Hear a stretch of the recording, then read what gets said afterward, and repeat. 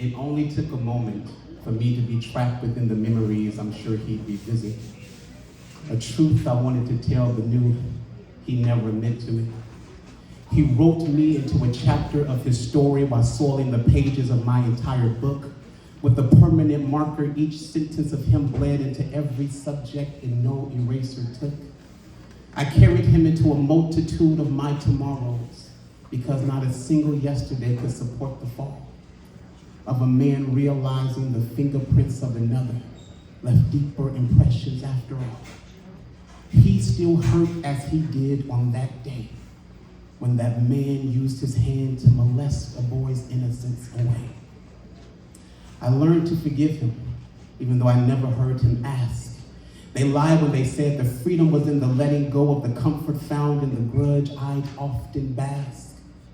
Though forgiving was trying, it was far from the most difficult task, which was dealing with the pain my smile would desperately attempt to mask. It's okay to forgive him too, God, because all men need to be redeemed, especially the man that birthed the voice within me and still failed to hear me.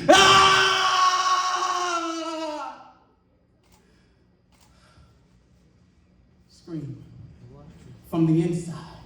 When the pressure meant to break a boy's heart was applied, pick up the pieces, Jeremy.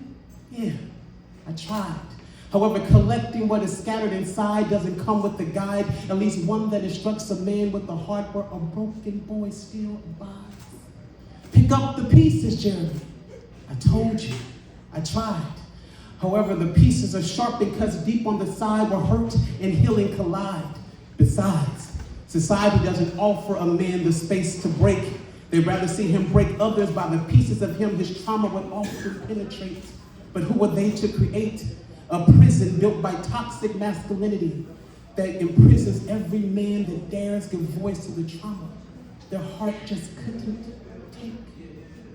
Because every never cried tear has weight as it dreams to escape the eye gate that held it for decades as an inmate. You see, freedom wasn't in forgiving him. It was addressing the severity of the wound he inflicted. Freedom was gathering all the words I hoarded in the home of my heart that left me addicted to punishing myself by the good relationships I evicted. The magnitude of the pain that man left was mentally encrypted, sending a warning that men could only be to me what my molester depicted. But how twisted. To be molested repeatedly by the memories of a single moment that remained revisited. I insisted. If my spoken revelation leads to further unspoken humiliation, I'll learn to deal with emotional constipation to appease a world that rejects a man's emotional regurgitation. Because they say, chew it. Jeremy, just chew it and then swallow. And no one will know the spiritual indigestion that follows. Because every tear is a sentence traveling along the face of the driest desert, hoping to be read before it disappears. Because who knows, it may be years before another volunteers to be the voice of a pain that's bursting at my spiritual seams, all because I listened to a world to learn to ignore the sound of a man's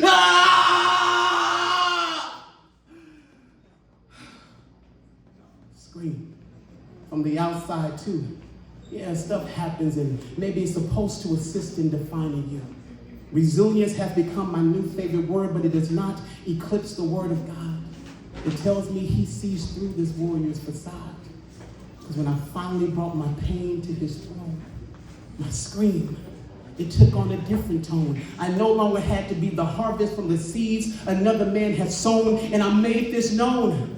I am no longer his prey. Sometimes the worst part about being victimized as a child is renewing the part of your mind that still believes you are a victim today. Addressing the boy stuck, conveying the decaying heart even my offspring were displaying. And forgiveness was not me betraying, but I tired of obeying the part of me that says those thoughts I'm to always be replayed. But he quieted once he heard me say that if I truly believe God forgives all sins, that even our molesters must be tossed away. The weight of every tear I cried privately I didn't have to carry alone. You see, all that trauma God had already known, and how it works for my good, he has now shown. Because I can stand here today and convey in my own poetic way that I have been made free. Yes. And I look forward to sharing in heaven, even if it's with the man who once molested. Yes. Maybe that's freedom, maybe that's healing, and to some of y'all, maybe that's somewhat extreme. But by his grace, for once in my life, I don't feel the need to